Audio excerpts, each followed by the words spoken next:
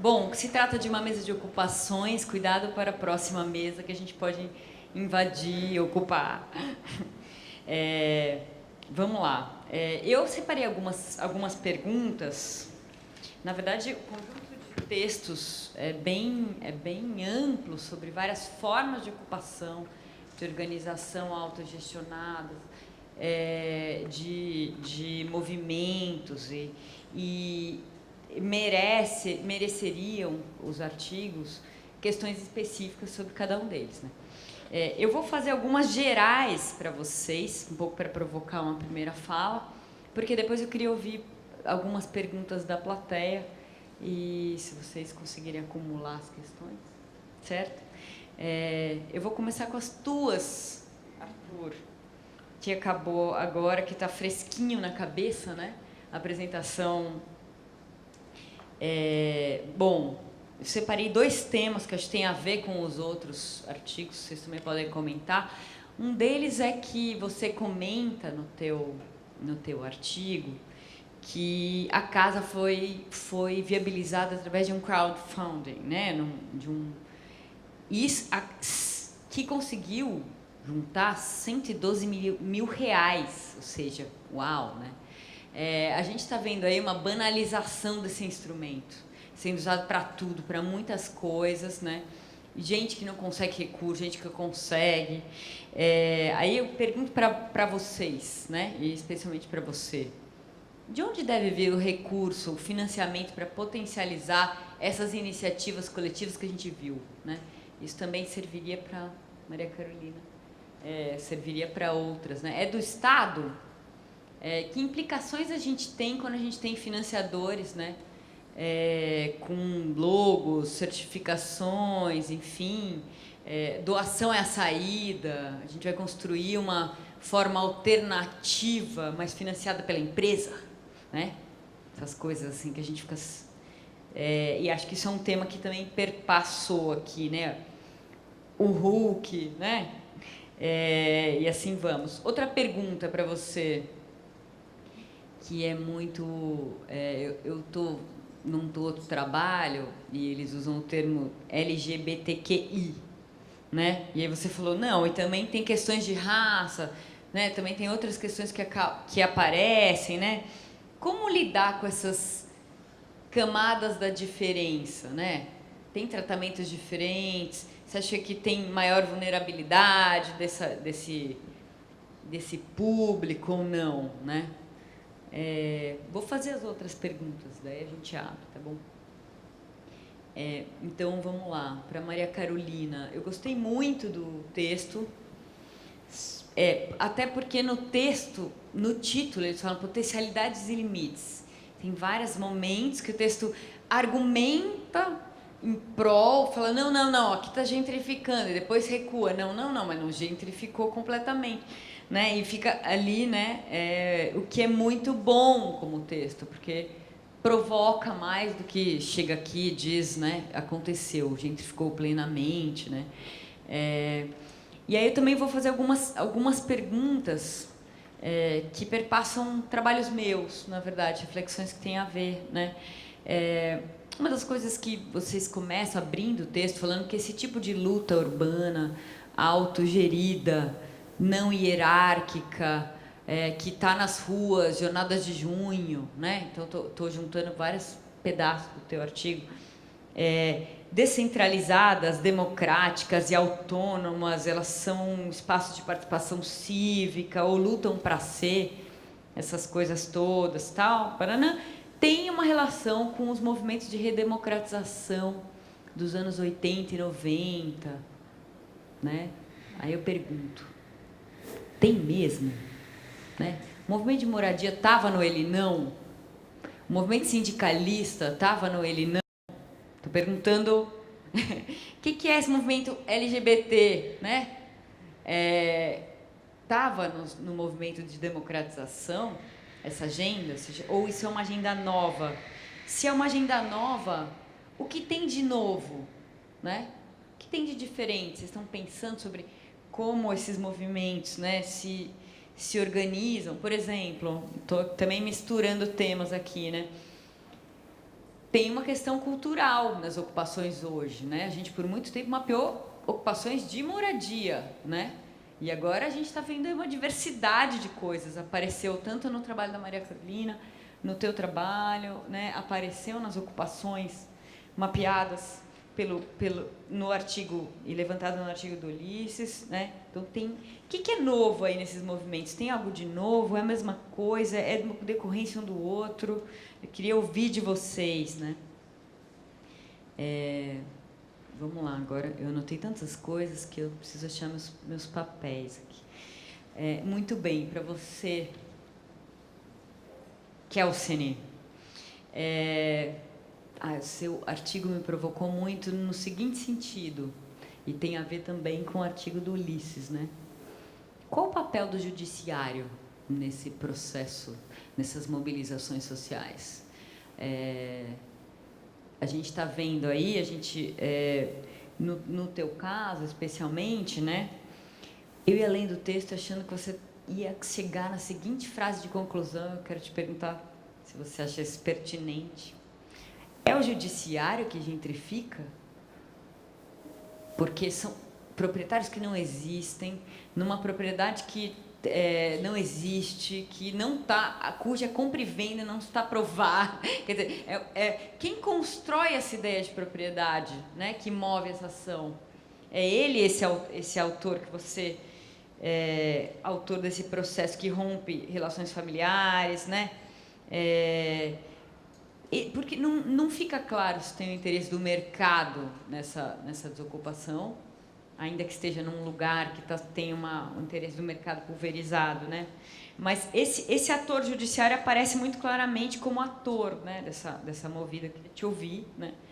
E ainda na carona do judiciário, né, eu queria perguntar para o Arthur. E aí, Arthur, teve uma mudança no judiciário depois da queda do Arthur? Ai, meu Deus. Ulisses. Teve uma mudança no papel do judiciário na hora que ele vai e faz vistorias e não remove a população, né? Depois da queda do edifício. Isso é muito importante, porque a gente está no momento que a gente está construindo narrativas de derrota, de ameaça na criminalização dos movimentos e tal. E eu vejo uma narrativa nova. Queria te ouvir.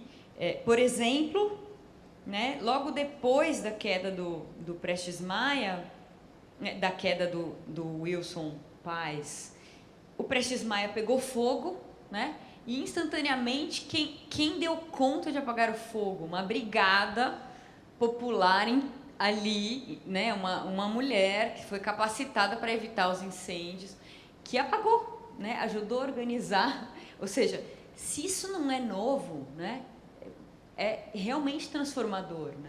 Isso fez com que não tivesse uma remoção, né, porque essas remoções elas realimentam outras ocupações, né, e também que isso servisse como um processo de capacitação, né, para ter manutenção predial. Vocês falam bastante de prevenção de incêndio aqui no artigo. Acho que o artigo foi escrito antes do Prestes Maia pegar fogo. Então, eu queria te ouvir. E queria também te perguntar uma coisa, que eu também pergunto para a plateia.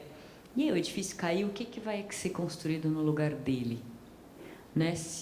Ele foi completamente apagado. Foi uma cena dantesca, né? Uma cena super impactante, aquele edifício pegando fogo, caindo e tal. E agora, parece que isso não é um tema. Não sei se vocês estão lendo a mesma coisa do que eu. Né? A coisa se diluiu, né, aí nesse processo. Então, essa é a minha primeira rodada. Vocês querem... Abro para perguntas ou vocês querem começar? Vamos abrir. Perguntas da plateia. Você me ajuda aqui, não?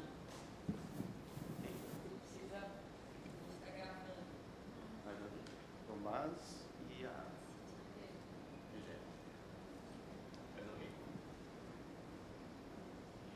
Olá a todos, eu gostei muito do painel. Na verdade, eu estava até que aguardando muito por este painel específico. E eu não sei se é uma dúvida, ou é uma provocação, ou é simplesmente que eu queria escutar de vocês. Eu estudo na UNILA, lá em Foz do Iguaçu.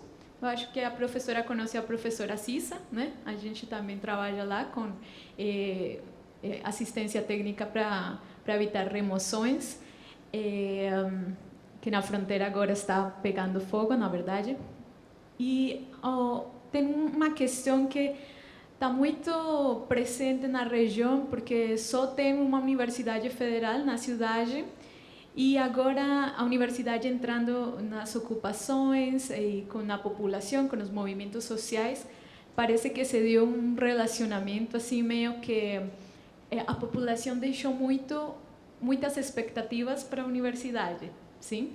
E a universidade ela não consegue atender mesmo pela composição dela, mesmo porque ainda o povo não entrou na universidade, ainda mais uma universidade que abriga muitos estrangeiros fora da cidade, né?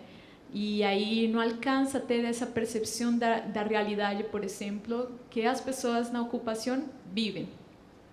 Então eu queria saber sobre todo de vocês, qual vocês veem que é a função da universidade no meio dessa luta pela terra?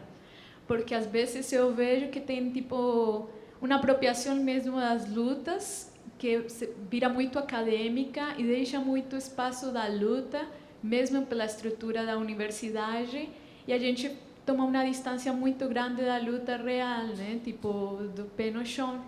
Aí eu queria perguntar para vocês como vocês têm experimentado isso, como essa experiência, talvez para que a gente não recaia, né? Também tanto. E também porque os estudantes, eu acho que eles chegam com uma expectativa, às vezes meio que filantrópica, e às vezes podem também deixar muito cedo os projetos. Tem uma interrupção, não tem uma continuidade, às vezes, na militância.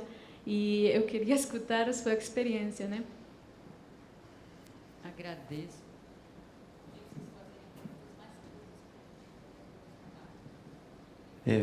Tommaso da Itália, muito obrigado pelas exposições. Eu sou advogado, eu participei nas ocupações na Itália entre 2012 e 2015, mais como advogado ativista que como participante das ocupações.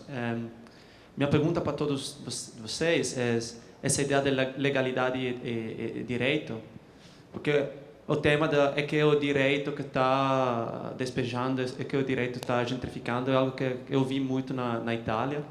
Eu vi que mais que uma resistência jurídica, o mais importante era uma resistência política. Então, construir a legitimidade ao redor da ocupação e depois a legalidade poder ser construída. Não é importante ter um ponto de legalidade quando você tem um ponto de legitimidade, de suporte político e também do suporte das pessoas da comunidade ao redor. Então, o tema na Itália foi esse de abrir pela comunidade ao redor. Então, a ocupação não era somente pelas pessoas ocupando, mas também por todo o bairro, por toda a comunidade ao redor. E o tema do comunes, dessa ideia da cidade como um comum, dessa cidade que pertence a todo mundo. Então, o espaço se abre pela comunidade e oferece utilidade pelas comunidades. Foi a maneira de obter legitimidade e depois o reconhecimento jurídico. Mas o reconhecimento jurídico foi o ponto de chegada de um processo muito mais político, onde também o diálogo entre as diferentes ocupações foi necessário. Então, criar plataforma dentro da cidade, entre cidades, para criar essa legitimidade a nível local e a nível nacional. Então, eu queria saber mais o que está acontecendo aqui em São Paulo e no Brasil todo, na verdade. Obrigado.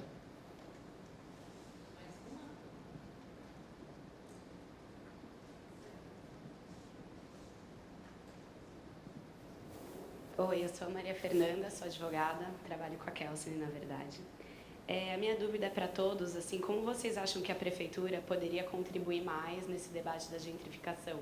Porque, assim, a gente sabe que em regiões mais afastadas do centro, a cidade acaba crescendo sem muita regulamentação, assim, vamos dizer, né?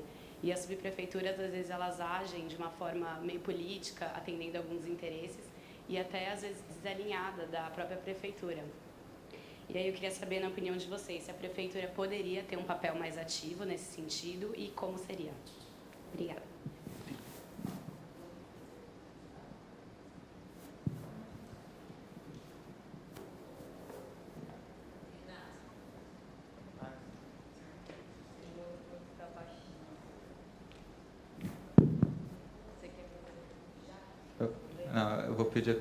fazer a pergunta rapidinho para a Carol. Eu vi umas similaridades entre os movimentos que ela analisou e a Casa 1. Eu queria perguntar como você vê a relação desses movimentos com a vizinhança, mas não aquela vizinhança que está junto com eles ali naquela questão da vulnerabilidade, mas uma vizinhança externa a isso, que já foi gentrificada, digamos assim, aquela vizinhança que já não está mais naquela situação que os movimentos estão lutando para ter.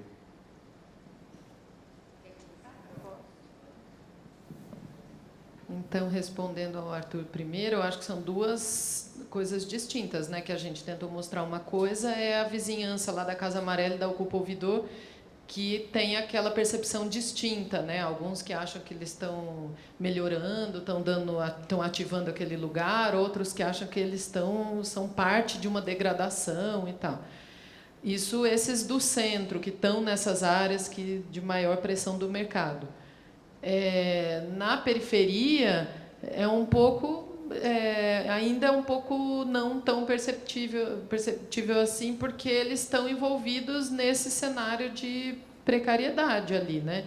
Então, um exemplo que eu acho que dá para contextualizar isso por exemplo, numa ação lá em São Mateus, do São Mateus em Movimento, estava todo mundo na rua, porque eles fazem essa ação na rua, porque eles vão mais para o território do que esses coletivos centrais, suas ações são mais insulares, né? Eles estavam na rua, uns meus alunos estavam ali de iniciação científica, um deles me disse que, de repente, ele viu que ele estava dentro da casa de alguém. E aí é porque ele disse, isso é tão fluido que as pessoas se abrem, assim, então, de repente, você entra na casa de alguém e nem percebe que você saiu da rua e está na casa de alguém. E aí, uma das vezes que eu estava lá, eu perguntei, nossa, que legal, então quer dizer que a praça aqui já está realizada na rua e tal. Eles disseram, não é assim. Aqui a gente faz na rua porque não tem a praça, porque se tivesse a praça, a gente fazia na praça. Porque na rua tem sempre o conflito, não que na praça não tenha, mas, por exemplo, alguém que não quer aquilo e passa de moto no meio do evento.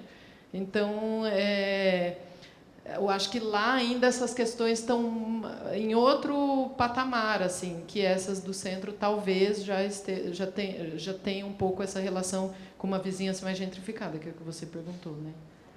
Então, acho que são coisas diferentes. Vou responder algumas dessas questões aqui, que eu acho que tem mais a ver com o trabalho que a gente apresentou. Sobre o financiamento, os grupos da periferia são muito dependentes de editais públicos ainda, mas é diferente eles serem dependentes de editais públicos, como aqui em São Paulo, como o Vai-Tec, esses editais, e não se institucionalizarem. Quer dizer, se eles se transformam em ponto de cultura, eles não gostam muito, porque, ao mesmo tempo que facilita ter acesso a certos editais e a certos financiamentos, eles têm como contrapartida que entrar numa certa burocratização que eles não querem. Então, eles vivem nessa coisa meio dual.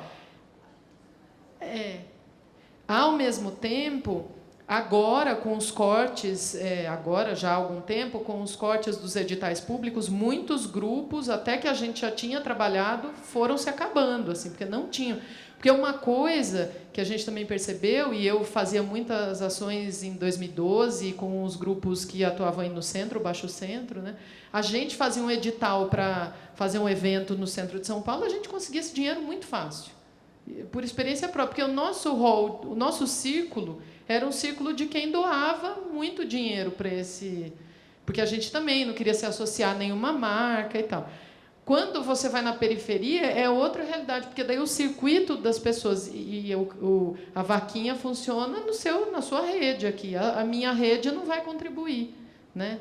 Então, aí a dependência maior dos editais, por conta dessa rede de sociabilidade que eles estão envolvidos, né?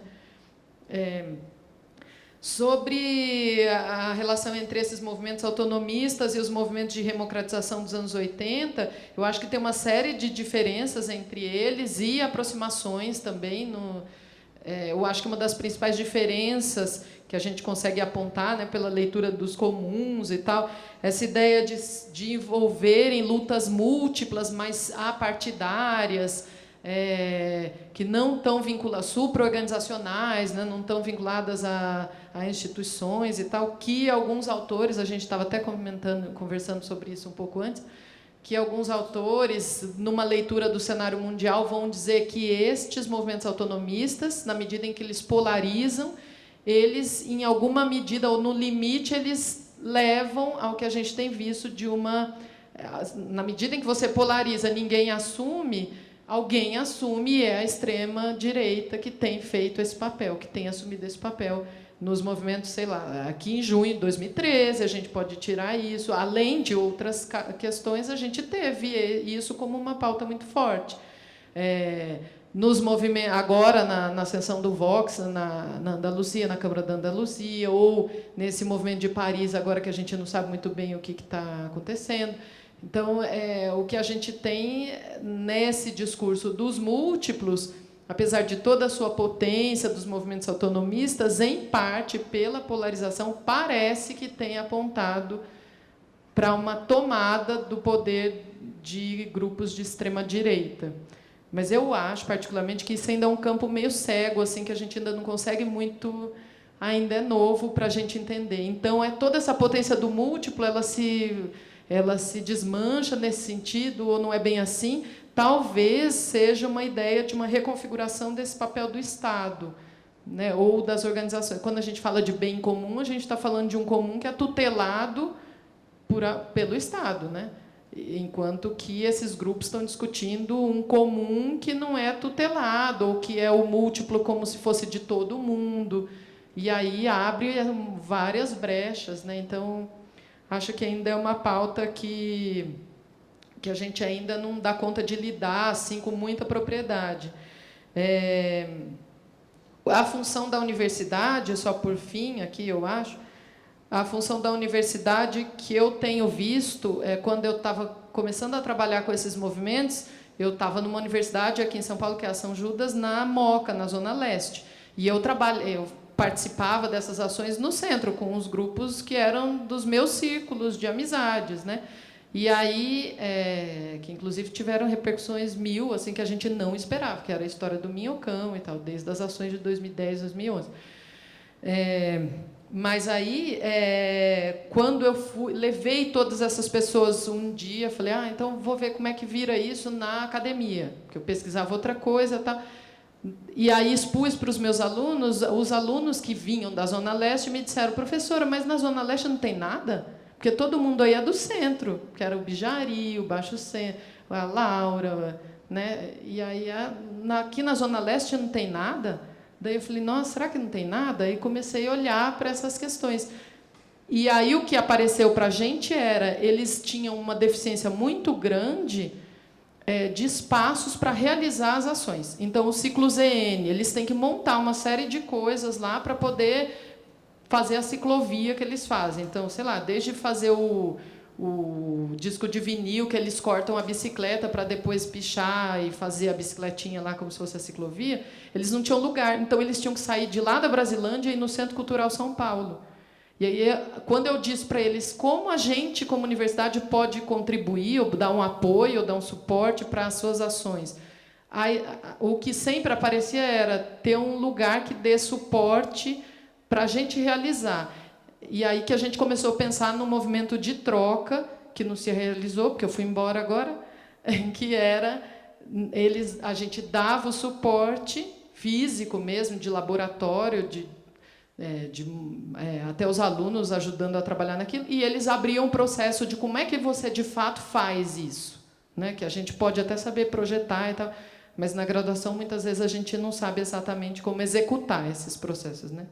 Então, era um pouco, eu acho que, talvez, nesse sentido do que as redes dos laboratórios de inovação cidadã têm feito pelo mundo, começando lá por Madrid. Acho que um pouco isso.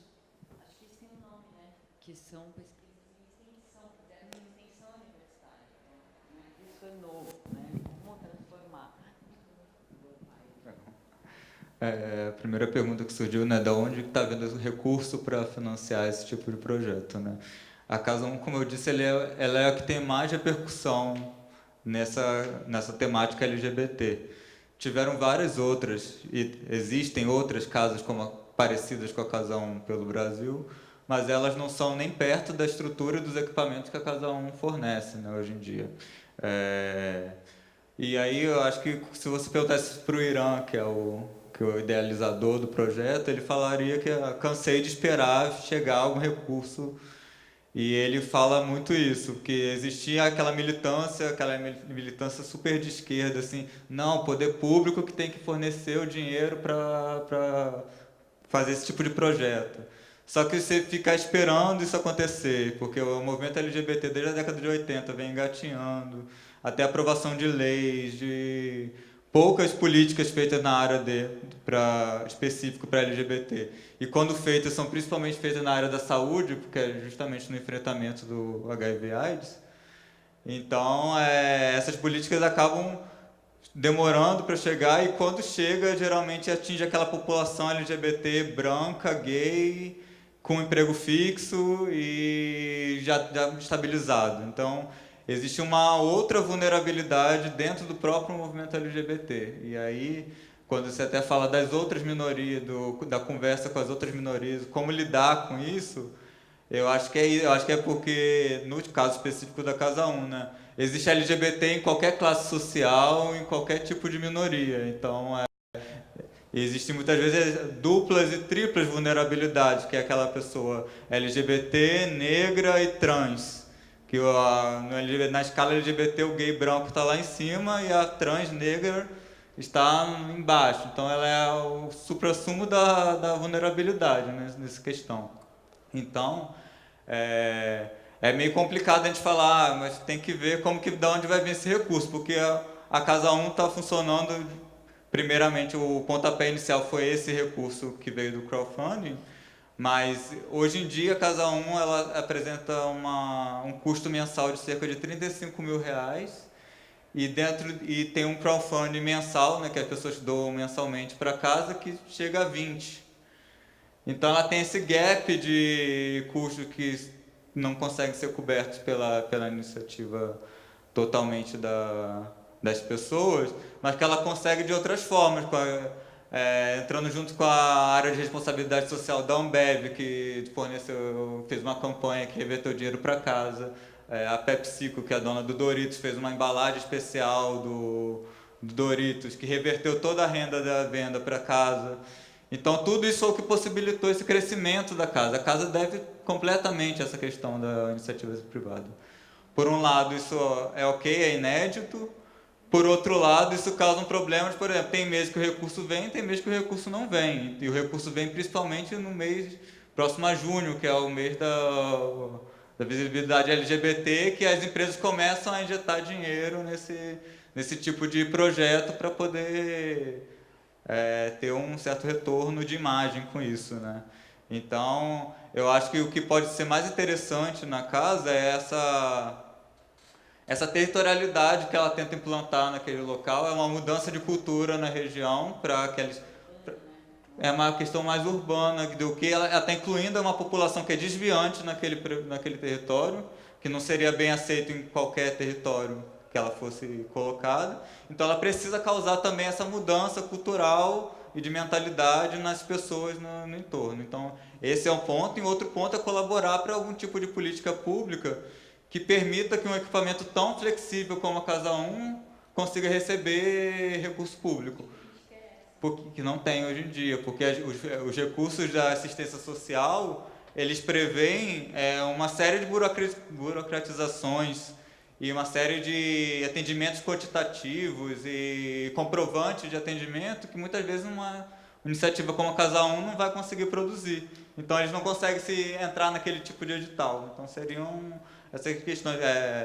Eu estava lendo que em Paris existe uma iniciativa parecida, tem um centro jovem LGBT, que uma parte deles faz acolhida, mas não é a parte principal, que eles recebem um recurso da prefeitura. Esse recurso é livre, então eles possibilitam pagar o aluguel do espaço, possibilita fazer dentro daquele recurso uma quantidade de atividades que eles realizam sem precisar ficar prestando contas e tal.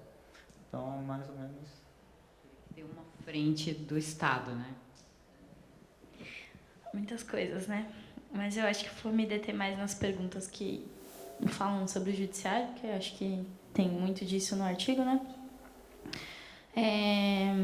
E aí fala qual que é o papel do judiciário nessas mobilizações, o judiciário que gentrifica, né?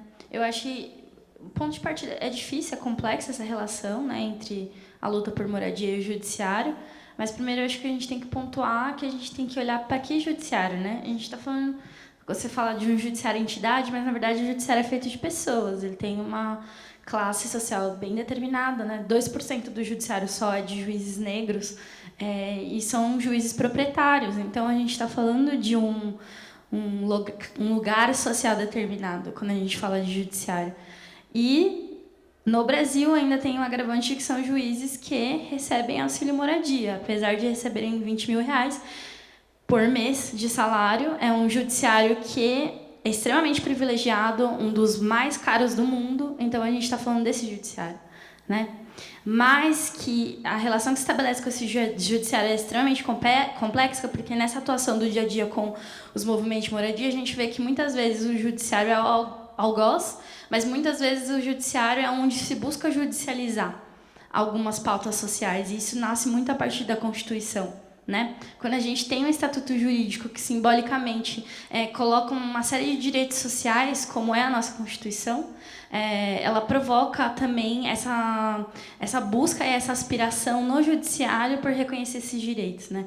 Assim, eu poderia falar que determinantemente a maior parte das vezes as intervenções do judiciário elas refletem qual que é essa posição do judiciário a partir do momento que elas são mais no sentido de garantir o direito à propriedade, né, do que o direito à moradia, mas que algumas vezes, por exemplo, como na decisão dos secundaristas, quem lembra disso, da ocupação dos secundaristas?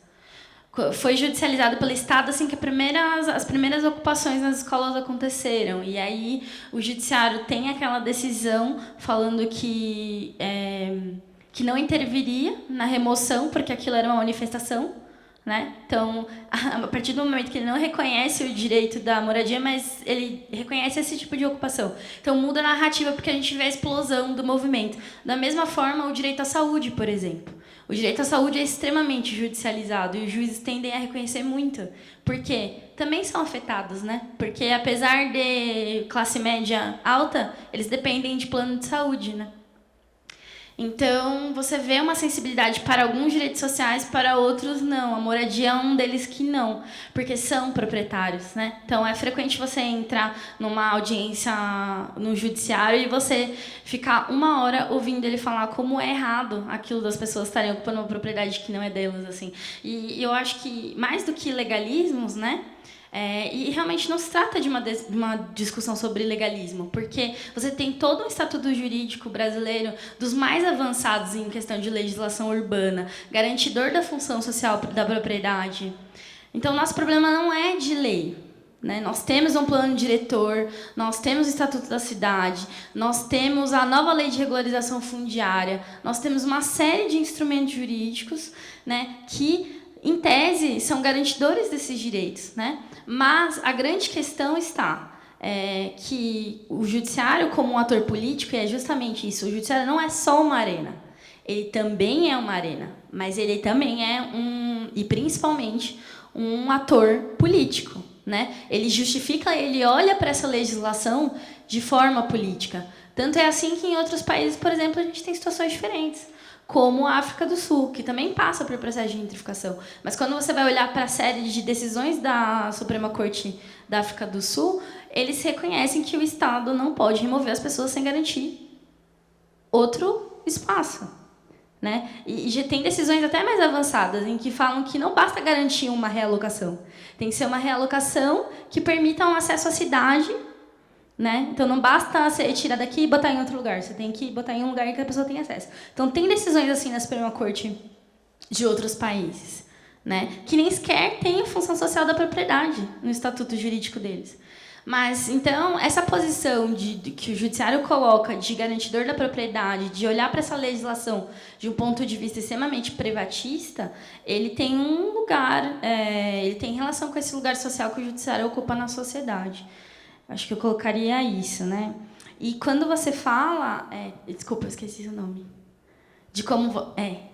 Tomás, quando você fala que você via que a movimentação política tinha um impacto muito grande, é porque é isso, nós estamos falando de um ator que também é permeável às movimentações políticas, né? Então, assim, majoritariamente ele é privatista e garantidor da propriedade, mas ele é permeável. E aí, assim, é uma coisa que, trabalhando no Centro Gaspar Garcia, a gente tem mais de 180 casos? Não, 144 casos coletivos na cidade. O que a gente vê é que os casos em que você tem uma maior resistência, né, são justamente os casos em que você não depende somente do judiciário, em que há uma mobilização da comunidade, há uma rede de atores ali, que é um pouco do que eu falo no artigo, que esse acúmulo político, né, ele não vem uma luta idealizada romântica anticapitalista. Não, ele não é linear, né? Ele é cheio de tensões, mas na soma entre os atores que compõem aquela rede, você tem um acúmulo político de resistência, né? Que é justamente o que o caso Contradições Internas, que é justamente o caso que a Vila Gomes mostra. E os casos de sucesso que a gente tem, Prestes Maia, sucesso, assim, que a gente diz são casos que a gente consegue a decisão pela moradia, eles são extremamente permeados dessas mobilizações políticas. O Prestes Maia é um deles. O Prestes Maia houve decisões para cumprir a reintegração de posse mais de 10 vezes, né? É que era caminhões, então acontece. O que segura isso é justamente essa articulação política, né? A Vila Maria é um deles. Não sei se vocês conhecem a comunidade Vila Maria, ela tem mais de 3 mil famílias na Zona Norte de São Paulo, na beira da Marginal. A gente fala que se um dia acontecer essa reintegração de posse, vai ser praticamente um pinheirinho no meio da cidade, né? Então, mas que já foi os moradores, através da pressão política na prefeitura, que conseguiram fazer com que a prefeitura pedisse uma suspensão liminar da ordem do juiz, que estava extremamente engajada em remover aquela comunidade, né? Assim, sendo que o próprio poder público, naquele caso, falava que não era o caso de remoção, porque os donos do imóvel eram um grupo fantasma que tinha mais de 1 bilhão em dívidas com a União. Aquele terreno sequer era desses proprietários, ele estava penhorado para a União, para pagar dívidas. Então... ele ia reentregar para quem? Porque ele ia reentregar para quem? Para o proprietário não ia ser, porque estava com a União o terreno. Estava com a União e os depositários do terreno eram o movimento de moradia que estava ocupando. Então, assim, ele ignora totalmente isso, passa por cima disso. Então, você vê muitas vezes esse ativismo do judiciário em garantir a propriedade, né? Por causa desse lugar social. Então, assim, é mais que não é uma arena, ele tem esse papel de decidir, né? Ele tem esse poder. E aí a gente vê isso também em outras situações, não só no direito à moradia. Eu acho que o próprio processo político que a gente está passando no momento, qual foi o nível de interferência do judiciário nas eleições? Né? Qual foi o nível de interferência do judiciário no processo que a gente está vivendo? E nas políticas que ele está construindo, né? A gente viu, por exemplo, um caso que tem a ver com o teu artigo, do Parque Augusta, né, que de repente, numa decisão na verdade, um pedido de um promotor, os recursos que o Maluf ia devolver para a prefeitura iam para o Parque Augusta. Ou seja, isso quem determina isso, né? Quem determina para onde vão os recursos devolvidos a uma prefeitura? Não deveria ser essa prefeitura eleita, né? De repente é um promotor, né? Independentemente de ser boa ou não a decisão, né, o judiciário vai assumir um papel político muito forte, determinando políticas, dizendo, olha, o recurso eu quero que você gaste nisso.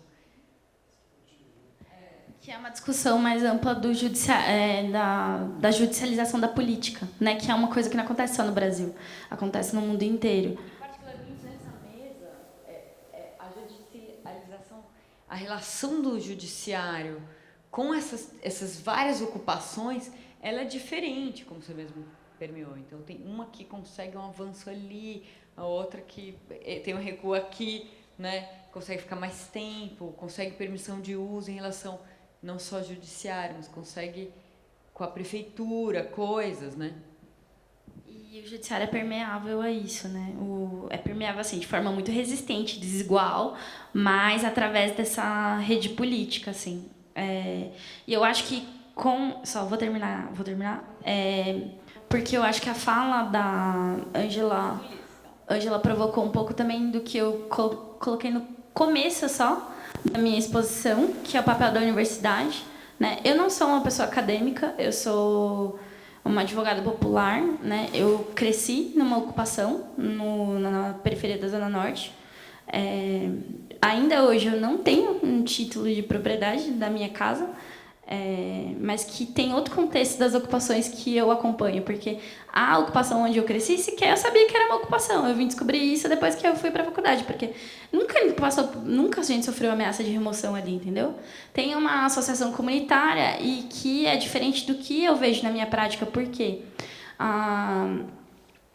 uma coisa são essas comunidades que a gente acompanhou, que se formaram na década de 70, que tem associações de moradores, que tem um processo até de urbanização, né, que chegou, de certa forma, até elas, de rede de serviços, e as outras são as comunidades imensas que a gente tem visto se formar na cidade de São Paulo, e que chegam na nossa porta lá no Centro Gaspar Garcia todos os dias. Comunidade de 3.000 famílias, 1.500 famílias, em áreas periféricas, mas que surgem...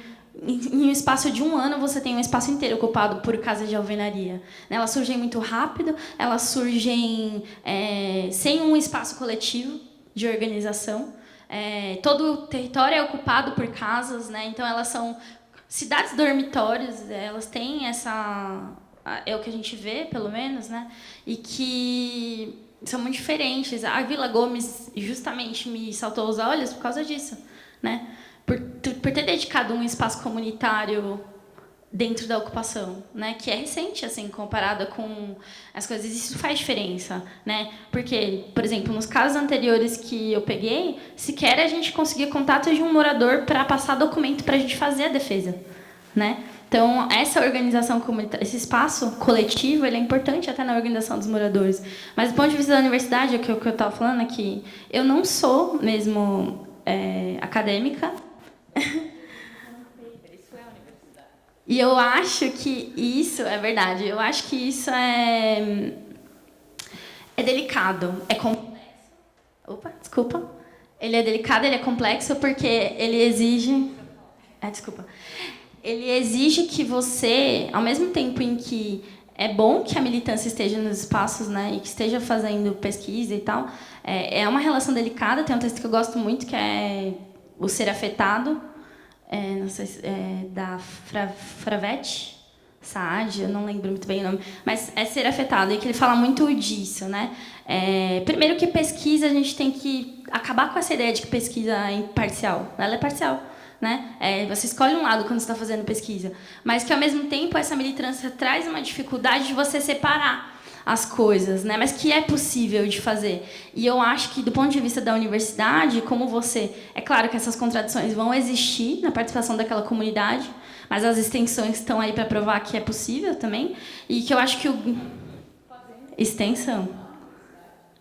E o que eu acho que é o segredo, talvez, seja a relação que se mantém com esses espaços entre a universidade e a militância e as comunidades e tal, no meu caso as comunidades, que é essa relação de permanência e essa responsabilidade e esse compromisso que você tem não só de dividir a pesquisa, mas de continuar ali, independente dela. É isso. Bom, eu vou tentar ser rápido aqui. Sobre os recursos, eu acho que não é muito uma questão da ocupação, porque a ocupação tem uma certa autonomia, né? Os próprios moradores que acabam financiando a manutenção do edifício. Mas eu acho super interessante uma fala de um economista e cientista político italiano, que chama Riccardo Petrella, que ele fala o seguinte: os estados, em geral, a sociedade aceita que o Estado banque um exército para fazer a segurança de uma fronteira ou alguma outra ação. Mas a gente não aceita que o Estado banque, né, ou seja, o dinheiro da sociedade banque que as pessoas possam tomar água sem ter que pagar, né? Então, eu acho que, para mim, pelo menos, assim, a discussão mais contemporânea, mais pertinente hoje é discutir o comum. Né? Acho que a gente tem que avançar muito como sociedade, como setor privado e público, em pensar em comum. Né? Se a gente não tiver nada em comum, não faz sentido a sociedade. Né? Então, uma sociedade que aceita como comum, aspas, né, pagar o exército, segurança, o que seja, mas não aceita comum que as pessoas tenham acesso à água. Né? E eu acho que o movimento de moradia vive agora uma agenda nova, eu acho que tem uma evolução. Né? Eu gosto de uma frase da Hannah Arendt, que não é bem uma frase, mas é uma visão dela que eu acho que faz todo sentido, que ela fala que os direitos humanos, né, eles são um construto. Ela fala que é uma invenção humana, né, que está em constante processo de construção e desconstrução. Né? Então, a gente evolui, constrói, e daí tem uma outra parte, é uma disputa, e ele é desconstruído. Né? E o direito, né, a legislação, o judiciário é parte dessa disputa, né, desse construto. Né? E a gente tem que ter isso muito claro. Assim, o professor Edésio Fernandes, ele sempre fala isso. Assim, né? Ele falou assim, uma das vezes que eu fui ver ele falar, ele falou, estou um pouco cansado de ver o pessoal elogiar o Estatuto da Cidade, né? Porque não é isso. Né? A gente tem que primeiro perceber que ele não é tudo isso, e depois de achar que a gente faz um Estatuto da Cidade, um plano diretor, e se resolve. Não é. Né? A questão do direito ele é uma construção. Da mudança do judiciário, depois da queda do edifício, a Luciana Bedeschi, que ela é advogada dos movimentos de luta por moradia, está numa banca nesse exato momento, defendendo doutorado lá no FABC, e ela usa uma expressão que espero ela ter oportunidade de falar muito melhor do que eu, mas ela fala de direitos achados na ocupação. Né? Então, ela faz um relato de uma série de fatos e ocasiões e dessa construção política, social e também do direito que ocorrem nas ocupações e que vão resistindo. Né? Eu li um trabalho, claro, tem um monte de informação, mas eu li um trabalho que o Prestes Maia tinha tido 23 pedidos. Né? 10 evoluíram, mas 23 pedidos de reintegração de posse. Né? Então, a gente tem um edifício que foi ocupado lá em 2002, novembro de 2002, salvo engano, e que agora a prefeitura comprou, e que talvez depois de 20 anos, aí vão colocar mais ou menos 20 anos, as pessoas vão ter ali uma moradia em sua plenitude, vamos dizer assim. Né? Então, são processos muito longos e de conflitos, de evoluções, né? Construção e desconstrução. E da universidade, que eu falo do comum, né? Tem um livro que eu falo que eu acho, para mim, é o que está mais instigante ultimamente. Tem um livro do Christian Laval e do Pierre Dardot, que eles falam sobre a construção do comum como uma esperança, como uma possibilidade de discussão contemporânea. E o Christian Laval teve 2-3 meses atrás, lá no FAB, sobre a universidade e o comum. Né? Porque a gente tem lá a universidade tem um campo muito forte da área de engenharias, né? Tem sempre uma discussão talvez mais voltada para o mercado de trabalho, né? E em algum momento perguntaram para ele falou assim, eu acho que a universidade tem que ir para fora, né? A universidade tem que estar lá no mercado de trabalho, alterando as relações do mercado de trabalho.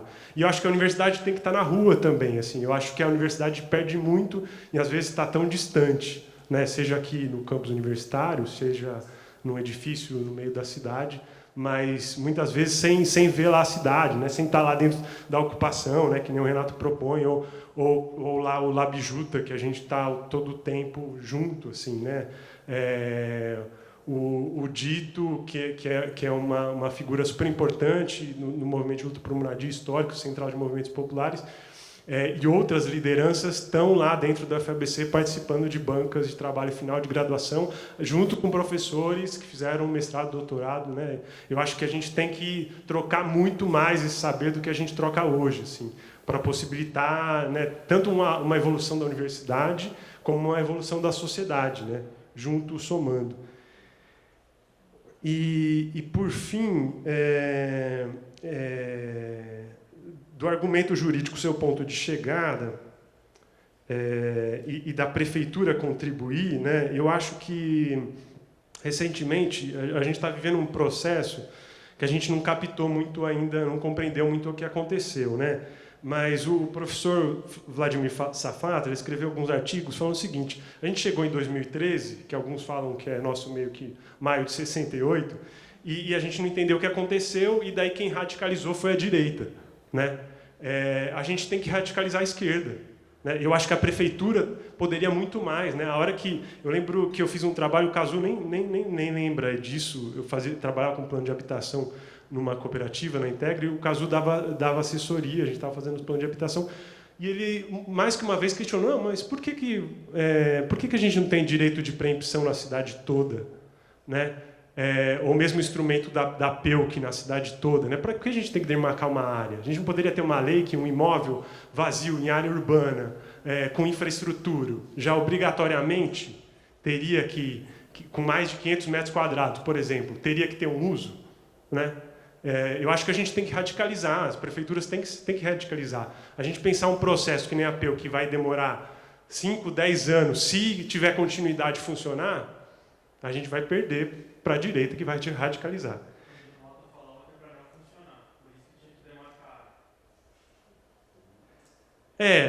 Não sei. Eu acho que tinha que ser algo compulsório, né? Eu acho que deveria ser algo compulsório para tudo. Eu acho que a cidade, você define uma área, você define que na área urbanizada, no plano diretor, o cara pode ir lá e construir um conjunto habitacional, né, no Minha Casa Minha Vida, nem que o cara esteja a 30 quilômetros de uma área central, né? Mas você não define que aquela área tem um uso compulsório. Mas, enfim, é isso. Obrigado. Eu queria agradecer a todos, os artigos bem interessantes. Depois eu vou passar os comentários para vocês. E a vocês que repetiram bravamente mais uma hora de seminário, todo mundo com cara cansado. Obrigada.